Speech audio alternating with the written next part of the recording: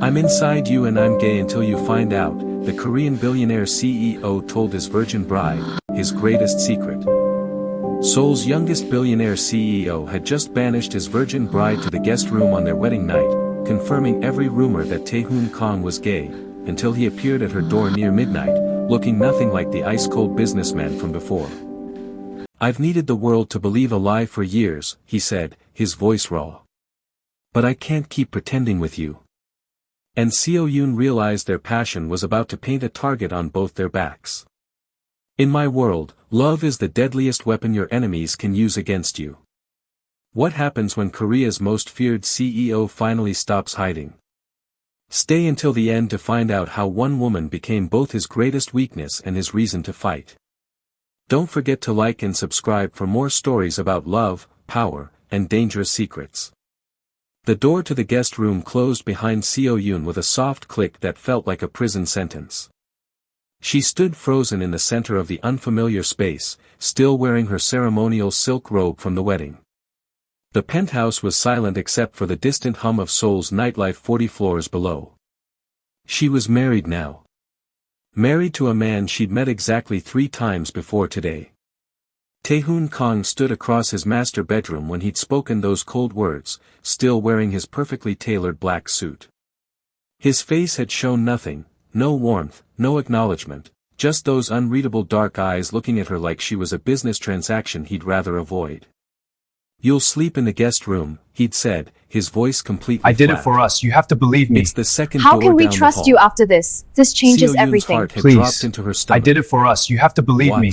How can we You trust heard you me. after this? This He changes turned everything. away, Please. already reaching I did it his for us, tie. you have to believe me. "I don't How share can we my trust space." you after this? This changes Her hands everything. had started Please. trembling. I did it for us, But you have we're to believe married. me. How can we This is trust our you wedding after night. this? This Tae-hoon had laughed, a sound completely devoid of humor. "Marriage is a contract between families. Nothing more. Don't expect anything beyond what was written in the agreement." So the rumors were true then. Everyone in Seoul whispered about it. The brilliant, ruthless CEO who never looked at women. Who kept only male assistants close. Who'd turned down every beautiful socialite who tried to catch his attention. Seo-yoon's own mother had warned her during the dress fitting, her voice filled with pity. Tears burned behind Seo-yoon's eyes, but she refused to let them fall in front of him. She'd grabbed her small overnight bag and walked to the door with as much dignity as she could gather. "Fine," she'd whispered. Now, alone in the guest room, that dignity crumbled. Seo-yoon sat on the edge of the bed, still wearing the heavy silk robe. She felt foolish. Foolish for the tiny spark of hope she'd allowed herself. Foolish for imagining that maybe, somehow, this arranged marriage could become something real. Hours crawled by. The digital clock on the nightstand glowed red, 11:47 p.m. Seo-yoon finally stood and removed the ceremonial robe, changing into the simple white nightgown she'd packed. She stared at her reflection in the mirror, a bride who'd been rejected before the marriage had even begun. She lay down on top of the covers, staring at the unfamiliar ceiling, wondering how she would survive a lifetime married to a man who didn't want her. The clock turned to 11:58 p.m. Then she heard it. Footsteps in the hallway. They were slow. Deliberate. They stopped directly outside her door. Seo-yoon sat up, her heart suddenly pounding. The door opened. Tae-hoon Kang stood in the doorway, but he looked completely different now. He'd removed his suit jacket and tie. His white shirt was unbuttoned at the collar. But it was his eyes that had changed, no longer cold and empty, they burned with an intensity that made her breath catch. His hands gripped the doorframe like he was physically restraining himself. "I can't do this," he said, his voice rough and raw. "Can't do what?" Seo-yoon whispered. "Pretend I don't want you." He stepped into the room. "Pretend you didn't look like a dream walking down that aisle today. Pretend I didn't notice every single detail about you." Seo-yoon's breath stopped. "But everyone says, that you don't, that you're gay." Tae-hoon moved closer, his jaw tight. That's exactly what I needed them to believe. He took another step forward. In my world, Seo-yoon, caring about someone is a death sentence. Enemies don't attack you directly, they find what you love and destroy it. So I gave them nothing. I acted like women meant nothing to me. I built a reputation that made me untouchable. He stood directly in front of her now. It kept me safe. It kept my empire secure. It kept my enemies guessing. His hand reached out slowly, hovering near her face but not quite touching. And now you're my wife. His voice dropped lower. Which means you've become my greatest vulnerability. The one weak point in armor I spent years building. Then why, Seo-yoon could barely speak. Why marry me at all? Something flickered in his eyes, pain, longing, fear all mixed together. Because the moment I saw your photograph, I knew I was in trouble. His thumb finally brushed across her cheek, and she shivered. Because when we met for the family introduction, you looked at me like I was a person, not a weapon. Because I've been pretending my whole life, and I'm tired, Seo-yoon. I'm so tired of being cold. Her heart was beating so hard she thought he must be able to hear it. I sent you away tonight because I needed to be certain, he continued, his other hand cupping her face. Certain that if I touched you, I wouldn't be able to stop. Certain that once I started, I'd want all of you. Certain that I could protect you from everything this decision will bring. What decision? She breathed. The decision to stop hiding. Before she could respond, his lips found hers. The kiss was desperate, hungry, like a man who'd been starving finally allowed to taste something real. His hands slid into her hair, pulling her closer, and Seo-yoon gasped against his mouth. She'd never been kissed before, never been touched like this, never felt this burning sensation spreading through her entire body. Her hands found his chest, feeling his heart racing beneath her palms, proof that he was just as affected as she was. Tae-hoon pulled back just enough to look at her, his breathing ragged. Tell me to stop and I will, he said. Tell me this is too fast, too much, and I'll walk away. Don't stop, Seo-yoon whispered. Something wild and possessive flashed in his dark eyes. He kissed her again, slower this time but somehow more intense, more consuming. His hands moved from her hair down the curve of her neck, leaving trails of heat on her skin that made her tremble. You have no idea how beautiful you are, he murmured against her lips. How long I've imagined this. His fingers found the straps of her nightgown, sliding them down with deliberate slowness. The fabric pooled at her waist. Tae-hoon's eyes darkened as he looked at her. Perfect, he breathed. Seo-yoon felt exposed but didn't move to cover herself. There was something in the way he looked at her, not just desire, but reverence, like she was something precious he'd never expected to have. From this moment on, Tae-hoon said, his voice fierce, the world will know you're mine. I'll stop pretending. I'll bring you to every event, every meeting that allows it. I'll show them that Tae-hoon Kang finally has something he cares about. Won't that put us in danger? Seo-yoon asked, even as her body leaned into his touch. His expression hardened. Yes. But I'll burn down anyone who tries to hurt you. I've built an empire, I can protect one woman. He didn't know how wrong he would be. He didn't know that showing the world his heart would be exactly what his enemies had been waiting for. He didn't know that in 3 months, those words would haunt him as he stood alone in the rain, holding a ransom note with trembling hands. But that night, none of that mattered. That night, Seo-yoon and Tae-hoon stopped pretending and started living the truth that would change everything. But to understand how they reached this moment, how a ruthless CEO became willing to risk everything, and how a quiet university graduate became the target of Seoul's most dangerous men, we need to go back to the beginning.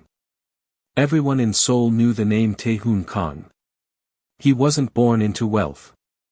He clawed his way up from nothing, watching his father's small electronics shop crumble under debt when he was 17. The creditors had been merciless. His father died of a heart attack 2 months after the bankruptcy. His mother followed 6 months later, broken by grief.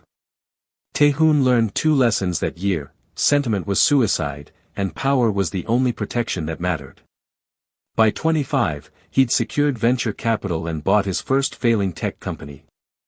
By 28, he'd turned it profitable and acquired 3 more. By 32, he was the youngest billionaire CEO in South Korea, the ruthless head of Kangtech Global, a man who bought dying companies and resurrected them as empires. His reputation was ice-cold efficiency. He fired entire executive teams without hesitation. He outmaneuvered competitors so brutally that grown men left his boardroom trembling. Once, a rival CEO tried to sabotage one of his acquisitions. Tae-hoon destroyed the man's entire portfolio in retaliation, leaving him bankrupt within a month. "Business isn't personal," Tae-hoon had said during the press conference. "It's survival." But survival required more than ruthlessness.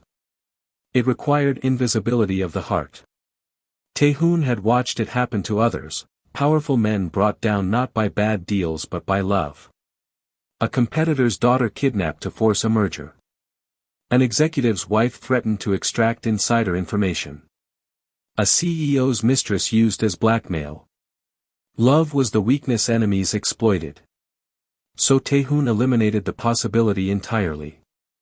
He cultivated the rumors deliberately. Hired only male personal assistants. Attended charity galas alone or with male colleagues. Turned down every beautiful woman who approached him with cold indifference. Let the whispers spread, Jean Woo doesn't like women. Haven't you noticed?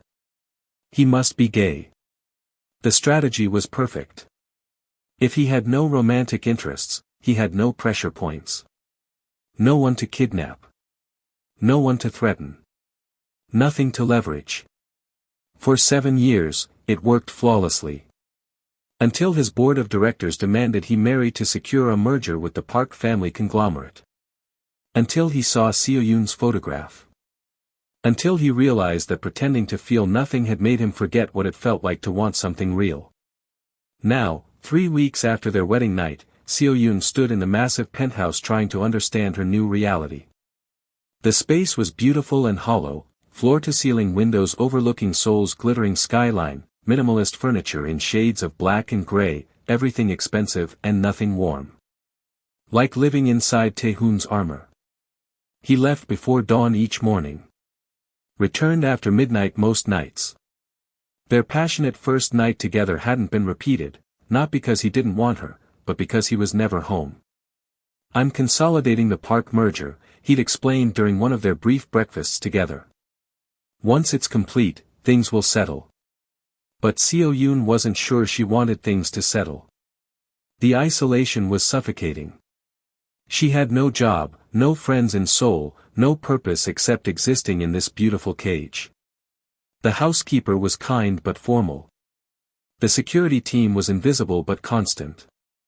Seo-yoon spent her days reading, cooking meals Tae-hoon rarely came home to eat, staring out at a city she wasn't part of.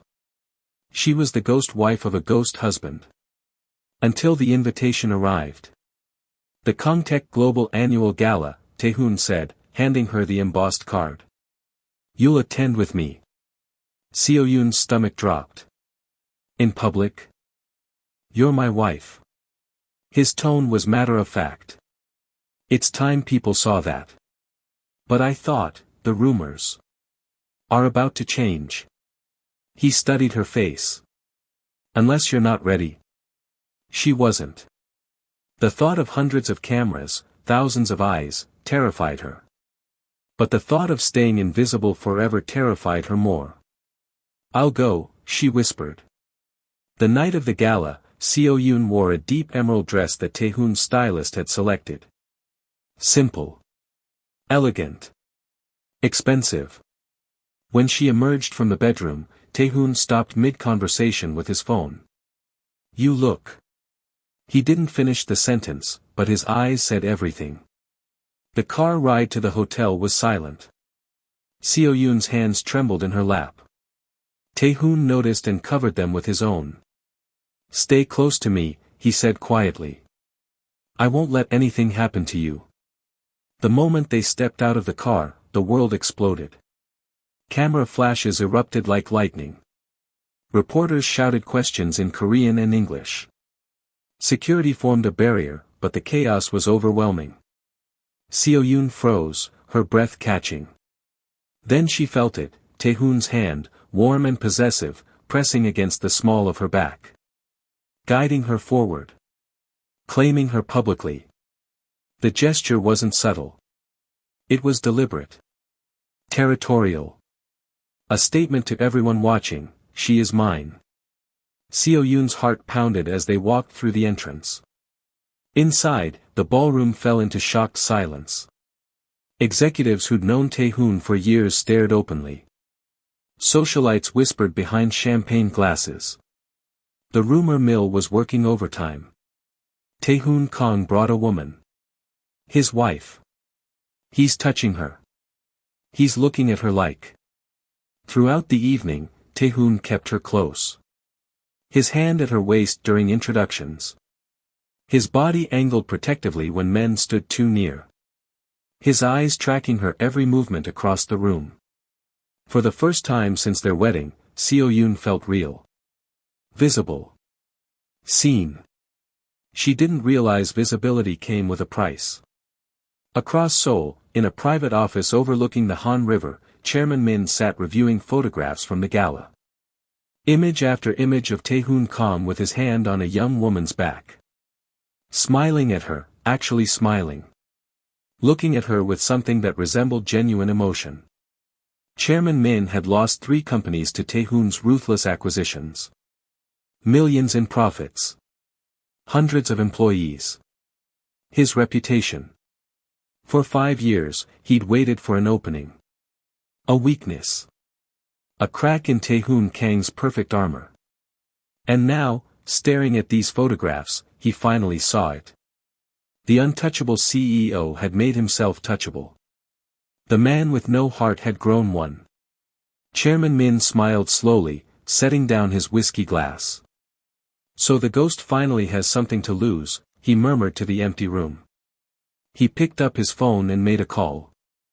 I need surveillance on Tae-hoon Kang's wife, he said. I want to know everywhere she goes, everyone she talks to, every moment she's vulnerable. He paused, studying the photograph of Seo-yoon's face, young, innocent, clearly in love. And then, Chairman Min continued, his voice cold, we take her. Chairman Min didn't move quickly. Predators never did. He spent 2 weeks studying the patterns. Seo-yoon left the penthouse every Tuesday and Thursday afternoon, her only regular outings. She visited a small bookstore in Gangnam, always alone except for one discreet security guard who maintained distance. She shopped at the same luxury mall. Ate lunch at quiet cafes where she sat by herself, reading. The girl was isolated. Vulnerable. Perfect. She's his exposed heart, Chairman Min told his associate during a private meeting. Tae-hoon Kang built an empire by having nothing to lose. Now he has everything to lose. He tapped the surveillance photograph on his desk, Seo-yoon walking through a shopping district, unaware of the camera tracking her. A man with no weaknesses is untouchable. A man in love. Chairman Min smiled coldly. That man can be destroyed. Seo-yoon was starting to understand the weight of being Tae-hoon Kang's wife. At the second corporate event, a merger celebration at the Grand Hyatt, she noticed the stares. Not curious glances, but calculating assessments. Men in expensive suits watching her like she was a chess piece they were considering how to use. Who is that? She whispered to Tae-hoon, nodding toward a silver-haired man across the ballroom. Lee Jae-sung. Tried to undercut me on a semiconductor acquisition last year. Tae-hoon's hand tightened slightly on her waist. Why? He keeps looking at me. Tae-hoon's expression hardened. He's trying to find leverage. Ignore him. But Seo-yoon couldn't ignore the feeling crawling up her spine, the sensation of being hunted. That night, lying in bed beside Tae-hoon for the first time in weeks, she asked the question that had been building. Do you regret it? Letting people see me? Tae-hoon turned to face her in the darkness. Regret you? Regret making yourself vulnerable? He was quiet for a long moment. Then his hand found hers beneath the silk sheets. I regret that the world I built requires this kind of calculation, he said slowly. I regret that loving someone means putting them in danger. But you, Seo-yoon. I could never regret you. Her breath caught. It was the first time he'd used the word love, even indirectly. I spent 34 years pretending to be empty, Tae-hoon continued, his thumb tracing circles on her palm. You made me remember what it feels like to be human. If that's weakness, then I choose weakness. Seo-yoon moved closer, resting her head against his chest. His heartbeat was steady beneath her ear. I'm afraid, she admitted. I know. He kissed the top of her head. But I promise you, anyone who tries to hurt you will have to go through me first. She wanted to believe him. She wanted to believe love was enough protection. But something in her gut whispered that promises couldn't stop what was already in motion. The signs started small. A black sedan that appeared behind her taxi 3 days in a row. The same man in a gray jacket browsing the bookstore every time she visited. Her security guard mentioning a possible tale that disappeared before he could confirm. Probably nothing, he assured her. Just being cautious. But Seo-yoon's instincts screamed otherwise. She tried calling Tae-hoon during lunch one afternoon. The call went straight to voicemail. She tried again. Same result. He's in meetings, she told herself. Stop being paranoid. Still, her hands shook as she paid for her coffee. The following Thursday, Seo-yoon decided to skip her usual routine. She'd stay home, order in, avoid the creeping sensation of being watched. But Tae-hoon called during breakfast. I forgot, I need you to pick up documents from my attorney's office this afternoon. They're closing early for a holiday tomorrow. Can't someone else? It requires your signature. Marriage paperwork for the Park merger finalization. His tone was distracted, rushed. The office is in the Shinseki Mall complex. Won't take more than 20 minutes. Seo-yoon hesitated. The mall. Public. Crowded. Safe, she told herself. Okay, she agreed. The Shinseki department store was Seoul luxury at its finest, marble floors, designer boutiques, the scent of expensive perfume hanging in the climate-controlled air. Seo-yoon moved through the ground floor toward the office tower entrance, her security guard trailing 10 feet behind. She tried to shake the feeling prickling at the back of her neck. You're being ridiculous. Nothing is wrong. She collected the documents, signed where indicated, and headed back through the mall. Maybe she'd browse the bookstore on the 3rd floor. Distract herself from the anxiety that had been building for weeks. The escalator carried her upward. Shoppers chatted in Korean and English around her. Everything was normal. Safe. Except for the man in the gray jacket standing near the railing. The same man from the bookstore. Seo-yoon's breath caught. Their eyes met for a split second before he looked away, suddenly very interested in his phone. Her security guard was browsing a watch display behind her, momentarily distracted. Heart pounding, Seo-yoon stepped off the escalator and walked quickly toward the bookstore. She'd tell her guard. They'd leave immediately. Everything would be. Strong hands grabbed her from behind. A cloth pressed against her mouth and nose, chemical sweet, suffocating. Seo-yoon tried to scream, but her voice was muffled. Her vision blurred. The mall spun. The last thing she saw before darkness took her was her security guard's face, shocked, reaching for his weapon, too late, always too late. Then nothing. Tae-hoon was in the middle of a board meeting when his phone vibrated. He ignored it. The Park merger required final approval, and 3 board members were still resisting the terms. This meeting had taken weeks to arrange. The phone vibrated again. Then again. Tae-hoon glanced down, irritated, and saw 15 missed calls from his head of security. His blood went cold. He stood abruptly, ignoring the confused looks around the mahogany table. "Excuse me." In the hallway, he called back. The security chief answered on the first ring, his voice shaking. "Sir, there's been an incident." "Where is she?" Tae-hoon's voice came out deadly calm. "Shinseki Mall. We lost her." "Sir, I'm so sorry, we lost." The phone slipped from Tae-hoon's hand. For exactly 3 seconds, the world stopped. The hallway tilted. His vision narrowed to a pinpoint. Then reality crashed back with brutal clarity. He ran. The security footage showed everything. Seo-yoon stepping off the escalator. Looking back at something. Walking faster. Then 2 men in maintenance uniforms converging from opposite directions. The cloth over her face. Her body going limp.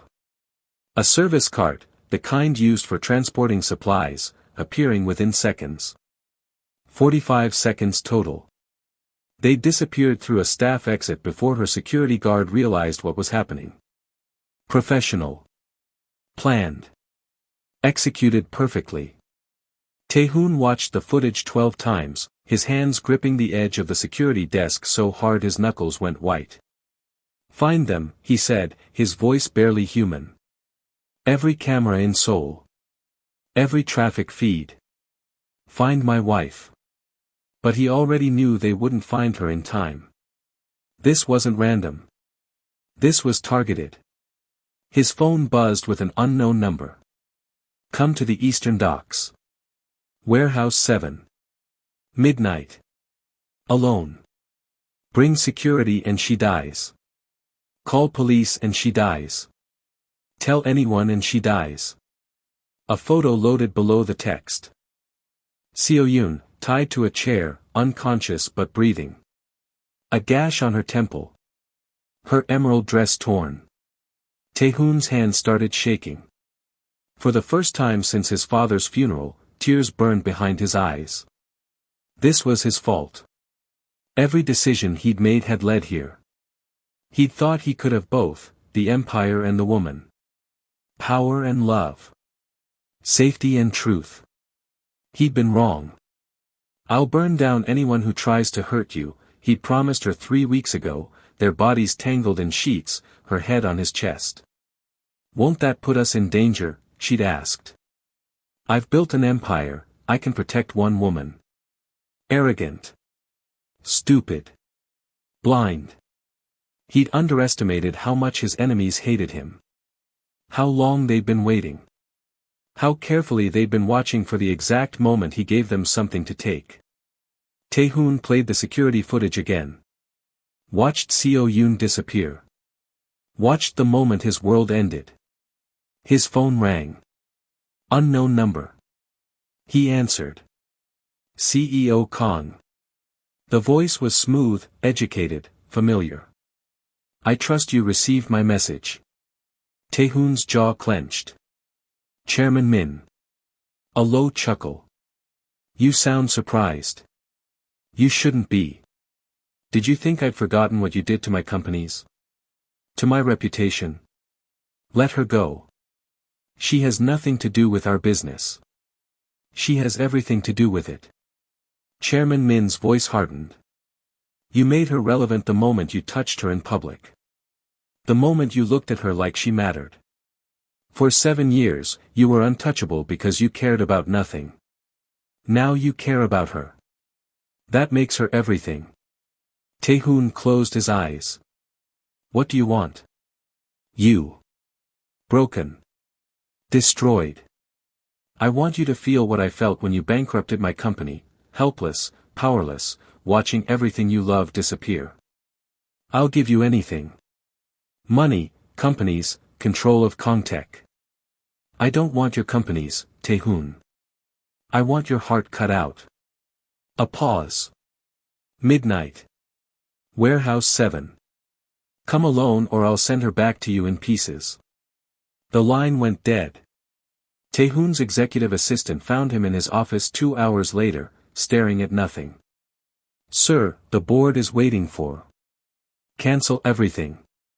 But the merger vote. I don't care." Tae-hoon stood, his voice hollow.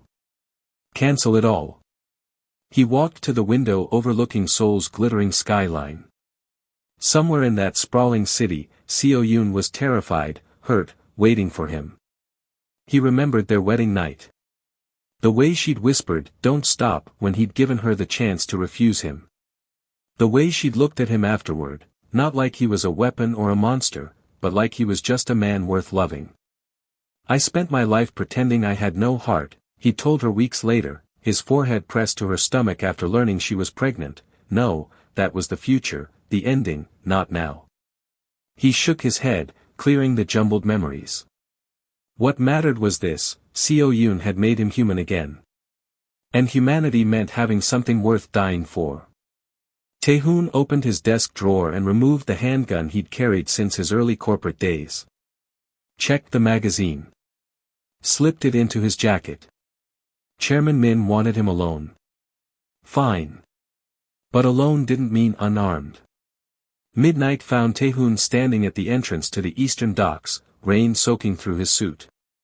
The harbor stretched before him, dark water, rusted shipping containers, the skeletal silhouettes of cranes against the storm clouds. Warehouse 7 sat at the far end, a single light burning in its upper window. No security team. No backup. No plan except walking forward. Tae-hoon's phone buzzed one last time. His head of security. "Sir, please. Let us help." He typed back, "If I don't return, protect her. Always protect her." Then he dropped the phone into the harbor. The rain fell harder as Tae-hoon Kang walked into the darkness toward the warehouse, toward his wife, toward whatever ending Chairman Min had planned. For the first time in his life, the man who'd conquered Seoul's corporate world had absolutely no control. And he didn't care. All that mattered was getting her back. The warehouse smelled of rust, salt water, and fear. Seo-yoon's wrists burned where the rope cut into her skin. Her head throbbed from whatever chemical they'd used to knock her out. "You came," she sobbed into his shoulder. "I knew you would come." His arms tightened around her like he could absorb her into his body, make her safe through sheer force of will. "I should never have let them see you as weakness," he said, his voice breaking. Seo-yoon pulled back enough to look at his face. Tears tracked through the grime on his cheeks, the first time she'd seen him cry. "But I am not your weakness," she said, echoing words from a future conversation, from an ending not yet written. "I am your reason." Tae-hoon cupped her face in his hands, his thumbs gentle on her bruised skin. "I built everything on pretending not to care," he said. "And in one night, you made me care about everything. I thought that made me vulnerable. Killable." He pressed his forehead to hers. "But you also made me willing to fight like I've never fought before. Chairman Min was right, love is weakness. But it's also the only thing that made me strong enough to walk through those doors." Behind them, security teams secured the warehouse. Chairman Min was on his knees, hands zip-tied, his empire-destroying plan shattered. But Tae-hoon didn't look back. He lifted Seo-yoon into his arms and carried her out into the rain, into the waiting ambulance, into whatever came next. Because for the first time in his carefully calculated life, he understood. Some things were worth more than safety. Some things were worth everything. The headlines hit before sunrise. Kang CEO's wife kidnapped, rescued in dramatic warehouse shootout. Chairman Min arrested in Billionaire revenge plot. Korea's gay CEO risked everything for love. By noon, the story dominated every news outlet in South Korea. Video footage leaked from security cameras, Tae-hoon walking alone into the warehouse, the gunfire, the rescue. Reporters camped outside Kangtech headquarters. Stock prices fluctuated wildly. The board of directors called an emergency meeting. Seo-yoon watched the news from her hospital bed, an 4 in her arm, stitches in her temple. Minor concussion. Dehydration. Rope burns. Nothing permanent except the nightmares she knew would come. Tae-hoon sat beside her, still wearing his ruined suit, refusing to leave even for 5 minutes. "They're calling for your resignation," Seo-yoon said quietly, watching his face on the television screen. "I know. The merger is collapsing. The stock dropped 18%. I know." She touched his hand. "Tae-hoon, your empire nearly got you killed." He turned to look at her, his eyes hollow. "I built Kangtech on ruthlessness and isolation. I thought I could protect you while keeping that world. I was wrong. You saved me. Barely." His voice cracked. "Chairman Min was right about one thing, love made me vulnerable. And if they try again, Seo-yoon, if someone else targets you because of what I built." He couldn't finish the sentence. That night, alone in his office for the last time, Tae-hoon made the calls. The press conference 3 days later shocked the nation. Tae-hoon stood at the podium in Kangtech's main auditorium, camera flashes erupting like stars. Seo-yoon sat in the front row, her hand unconsciously touching the bandage at her temple.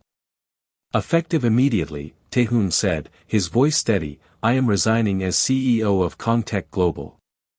The room erupted. Reporters shouted questions. Board members looked stricken. Tae-hoon continued over the chaos. "I am also selling my controlling shares to the Park family conglomerate at a 20% discount to current market value. The merger will proceed under new leadership. Kangtech will thrive. But it will do so without me." A reporter managed to break through. "CEO Kang, are you abandoning the empire you built?" "I'm choosing what matters more. The market sees this as weakness." "The market," Tae-hoon said quietly, "can think whatever it wants. I spent 15 years building power. I nearly lost the only thing that made that power worth having. That's not weakness. That's clarity." He stepped away from the podium without taking further questions. The headlines the next morning were brutal. Kang abandons empire for woman. Korea's youngest billionaire chooses love over legacy. Weakness or wisdom? CEO's shocking exit. Financial analysts called it corporate suicide. Competitors called it cowardice. Former colleagues called it incomprehensible. But Seo-yoon, reading the articles in their penthouse for the last time, called him something else. "Brave," she said, when Tae-hoon emerged from the bedroom with a single suitcase. "You're the bravest person I know." He set down the suitcase and pulled her close. "Brave would have been protecting you from the beginning. This is just survival. Where do we go?" "Anywhere you want." She thought for a moment. "Somewhere quiet. Where nobody knows your name." Tae-hoon smiled, a real smile, rare and genuine. "I know just the place." The coastal city of Pohang was nothing like Seoul. No skyscrapers. No paparazzi. No corporate warriors circling for advantage. Just fishing boats, salt air, and the constant rhythm of waves against the shore. Tae-hoon and Seo-yoon rented a small house overlooking the ocean, 2 bedrooms, a kitchen that actually got used, windows that let in light instead of blocking it out. Within a week, Tae-hoon opened a small technology consultancy. Nothing grand, just problem-solving for local businesses. He worked from a laptop at the kitchen table instead of a corner office. Made enough to live comfortably, not enough to build empires. It felt strange. Then it felt peaceful. Seo-yoon enrolled in online classes to finish her degree. She started painting, something she'd loved as a child but abandoned for practicality. The house began filling with canvases of seascapes and sunsets. They walked the beach every evening, hand in hand, anonymous among the tourists and locals. No security team trailing 10 feet behind. No cameras tracking their movements. No enemies calculating their vulnerabilities. One morning, 2 months after they'd fled Seoul, the local cafe owner asked Tae-hoon his name while making his coffee. Kang, he said simply. Not CEO Kang. Not the billionaire. Just Kang. Nice to meet you, Mr. Kang. You're new in town. Yes. We're settling in. Welcome to Pohang. It's quiet here, but that's what most people like about it. Tae-hoon smiled. Quiet is exactly what we need. That night, lying in bed with windows open to the sound of the ocean, Seo-yoon asked the question she'd been holding. Do you miss it? The power? Tae-hoon was quiet for a long moment. Sometimes, he admitted. I spent half my life building that world. It's strange to watch it continue without me. Regret? No. He pulled her closer. In Seoul, I had everything and felt empty. Here, I have you and feel whole. That's not a trade. That's an upgrade. Seo-yoon laughed softly, then went quiet. What is it? Tae-hoon asked. She took his hand and placed it on her stomach. There's something I need to tell you. The resignation announcement broke the internet. Kang Tae-hoon steps down as CEO of Kangtech Global. Billionaire sells controlling shares, sites, personal priorities. Korea's youngest CEO walks away from empire at 34. The media called him a coward. Business analysts called it career suicide. His former rivals called it weakness finally catching up with him. Seo-yoon called it the bravest thing she'd ever seen. 6 months after the warehouse, they lived in Busan, a quiet coastal city where the biggest news was the fishing catch and nobody cared about Seoul's corporate dynasties. Their apartment was modest by Tae-hoon's previous standards. 2 bedrooms, a small balcony overlooking the ocean, neighbors who nodded politely and asked no questions. The building superintendent thought Tae-hoon was a freelance IT consultant. Close enough to the truth. Tae-hoon had opened a small technology consultancy, advising startups from a cramped office above a coffee shop. No board meetings. No hostile takeovers. No enemies plotting in shadowed boardrooms. Just him, a laptop, and problems he could solve without destroying anyone. You're up early, Seo-yoon said, finding him on the balcony at dawn. He turned, coffee mug in hand, and something in his expression made her heart ache. He looked younger here, without the suits and the armor and the weight of an empire on his shoulders. But also lost, like he was still figuring out who he was without the title. Couldn't sleep, he admitted. She wrapped her arms around him from behind, resting her cheek against his back. They stood like that, watching the sun paint the ocean gold. These quiet moments had become their healing. After the kidnapping, Seo-yoon had nightmares for weeks, waking up screaming, feeling the rope on her wrists, smelling that chemical-sweet cloth. Tae-hoon would hold her through the panic attacks, his voice steady in the darkness. You're safe. I'm here. You're safe. His own trauma manifested differently. He checked every lock 3 times. Tensed when cars followed too long behind them. Kept a gun in the bedside table despite living in one of Korea's safest cities. But slowly, week by week, they were rebuilding. Seo-yoon had re-enrolled in university, studying literature this time, not the business degree her parents had chosen.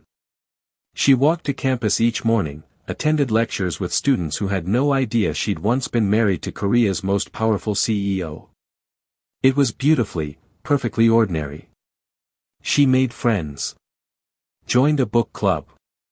Came home with stories about incomprehensible poetry assignments and terrible cafeteria food.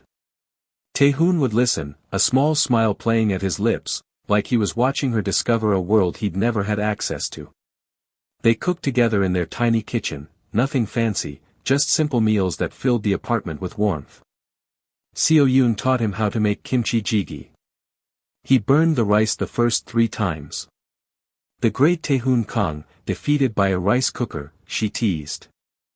I ran a multi-billion-dollar corporation. This should not be harder. But there were difficult days too.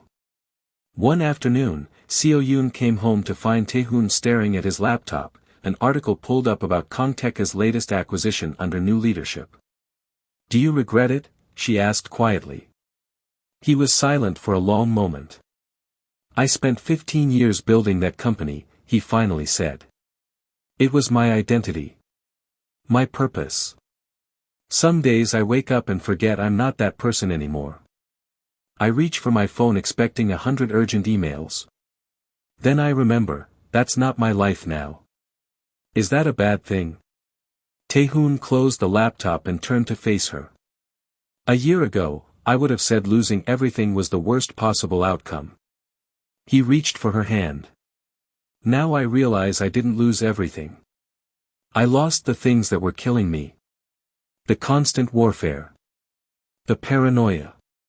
The emptiness of pretending to be something I wasn't." He pulled her close. "I traded an empire for mornings where I wake up next to you. For evenings where the only thing I need to strategize is what to cook for dinner. For a life where I can be human instead of a weapon. And," Seo-yoon whispered, "and I would make that trade every single time." She kissed him then, soft and slow, tasting coffee and ocean salt and the truth they'd fought so hard to protect. 3 weeks later, Seo-yoon woke to nausea rolling through her stomach. She barely made it to the bathroom before she was sick. Tae-hoon appeared in the doorway, concerned. "Are you alright? Should I call a doctor?" "No, another wave hit." She gripped the porcelain, breathing through it.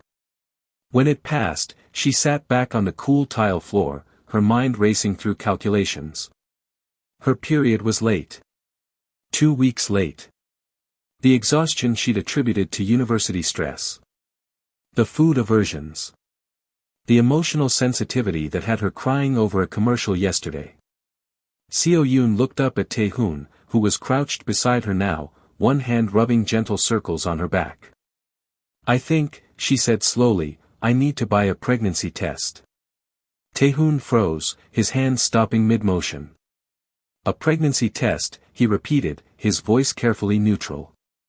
She nodded, afraid to see his reaction. They'd never discussed children. The future had been focused on surviving, on healing, on figuring out who they were in this new life. A baby hadn't been part of the plan. But looking at his face, Seo-yoon saw something unexpected. Hope. Seo-yoon stood in the pharmacy aisle for 15 minutes, staring at pregnancy tests like they were loaded weapons. A young employee finally approached. "Do you need help choosing?" "No, Seo-yoon grabbed the closest box. "This one is fine." She paid with shaking hands and walked the 3 blocks home, the small bag burning against her palm like evidence of something she wasn't ready to face. Tae-hoon had gone to his office for a client meeting. The apartment was empty. Safe. Seo-yoon locked herself in the bathroom and read the instructions twice, her heart hammering against her ribs. 3 minutes. She had to wait 3 minutes. She set the timer on her phone and sat on the edge of the bathtub, staring at the white plastic stick on the counter. What if she was pregnant? What if they were bringing a child into a world where enemies still existed, where people still remembered Tae-hoon's name, where danger could find them even in this quiet coastal city? What if Tae-hoon didn't want this? They'd never discussed it. Never planned for it. He'd just escaped the pressure of one life. Was she about to trap him in another? The timer went off. Seo-yoon stood slowly and picked up the test with trembling fingers. 2 lines. Solid. Unmistakable. Definitive. She was pregnant. Her legs gave out.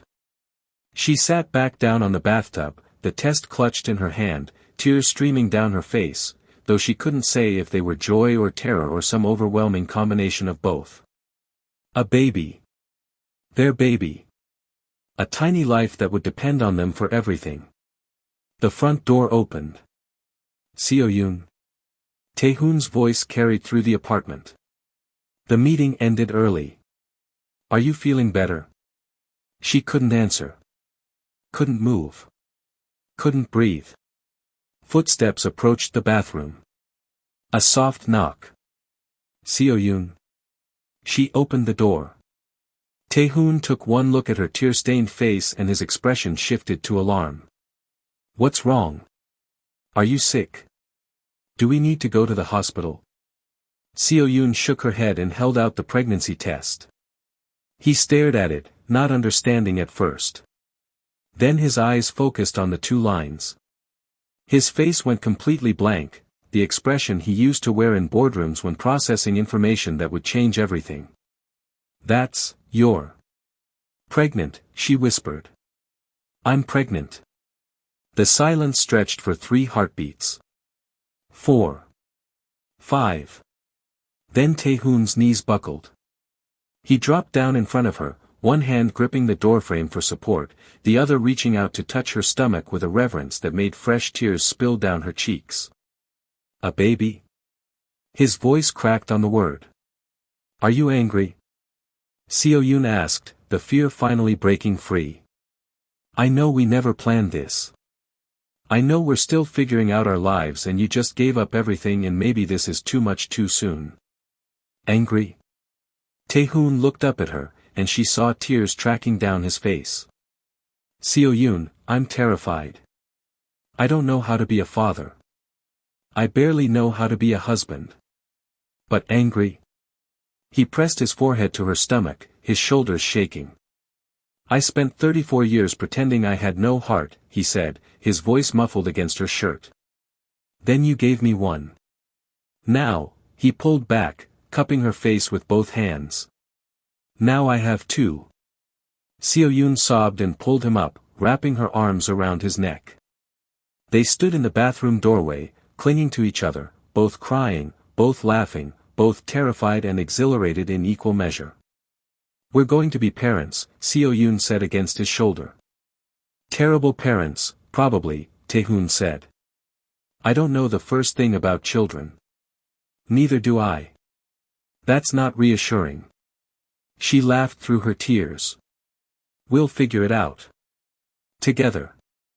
Tae-hoon pulled back enough to look at her, his thumbs wiping away her tears even as his own kept falling. Do you remember what you said in the warehouse? He asked. That you weren't my weakness, you were my reason. She nodded. I didn't fully understand it then. I thought surviving the kidnapping was the end of the story. That we'd escaped the danger and could finally be safe. He placed his hand on her still flat stomach. But this is what you meant. Love isn't weakness because it gives you something to protect. It's strength because it gives you something worth protecting. Seo-yoon covered his hand with hers. For 7 years, I pretended to be someone I wasn't, Tae-hoon continued. I thought hiding was survival. I thought armor was safety. And maybe it was, maybe that's what kept me alive long enough to meet you. He kissed her forehead. But pretending to be empty doesn't keep you safe. It just keeps you alone. Truth is what freed me. You are what freed me. We're going to tell them the story someday, Seo-yoon said softly, thinking of the child growing inside her. About how you pretended to protect yourself. About how love made you visible. They tried, Tae-hoon said quietly. They took your mother away from me. They wanted to make me choose between my company and the person I loved. What did you choose? He reached across and took both their hands, his wife's and his daughter's. I chose love. I chose your mother. I walked away from everything I'd built because none of it mattered if she wasn't safe. Was mommy safe after? Eventually. Seo-yoon squeezed his hand. Your daddy saved me. And then we decided we didn't want to live in that dangerous world anymore. So we came here, to this quiet city by the ocean, where we could be a normal family. Min-ji processed this with the serious expression she made when thinking hard. Is that why the bad man went to jail? Tae-hoon's jaw tightened. Chairman Min had been sentenced to 15 years for kidnapping, extortion, and attempted murder. The trial had been brutal, Seoul's biggest corporate scandal in a decade. But Tae-hoon had testified from Busan via video conference, never once returning to the city that had nearly cost him everything. Yes, he said simply. The bad man went to jail. Good. Min-ji returned to her coloring, the matter apparently settled in her child's mind. But Seo-yoon caught Tae-hoon's expression, the ghost of old memories, old fear, old rage. That evening, after Min-ji was asleep, they sat on the balcony watching the ocean turn silver under moonlight. She'll ask more questions as she gets older, Seo-yoon said. I know. Tae-hoon pulled her close. And we'll tell her everything. How pretending kept me alive. How love made me visible. How choosing truth over power was the scariest and best decision I ever made. Any regrets? He was quiet for a long moment. Sometimes I wonder who I would have become if I'd stayed. If I'd kept the empire, kept the armor, kept pretending. He turned to face her. Would I have been happier with unlimited power and an empty bed? Or am I happier now, with a modest apartment and everything that actually matters? And it's not even close. He kissed her temple. That man in Seoul, he was dangerous because he had nothing to lose. He could destroy companies without conscience because business was just numbers on a screen. People were chess pieces. Tae-hoon looked back through the window at their sleeping daughter's room. But this man, the one I am now. I'm dangerous in a completely different way. Because I have everything to lose. I have you. I have Min-ji. I have a life worth protecting. Seo-yoon leaned against him. The most dangerous man in Korea isn't the one with power anymore. No, Tae-hoon agreed. It's the one with something to protect. Years later, when Min-ji was old enough to understand the full story, they would tell her everything. About the warehouse. About the choice. About how her father had been willing to die to save her mother. They would tell her that the world had believed her father was untouchable, cold, ruthless, immune to human weakness. And they would explain that the world was wrong. The most dangerous thing Tae-hoon Kang ever did wasn't building an empire. It was falling in love. It was choosing truth over safety. It was becoming a husband who had something worth protecting, and a father who would burn down the world before letting anyone hurt his family. The man who once ruled Seoul with an iron fist now spent his mornings making terrible coffee and his evenings reading bedtime stories. And he had never been more powerful. Because true strength wasn't about having no weaknesses. It was about having something worth being weak for. Something worth fighting for. Something worth living for. In a quiet coastal city far from Seoul's glittering towers, the ghost who once haunted Korea's boardrooms had finally become human. And in becoming human, Tae-hoon Kang discovered the truth his enemies never understood: a man with nothing to lose is dangerous. But a man with everything to protect? That man is unstoppable.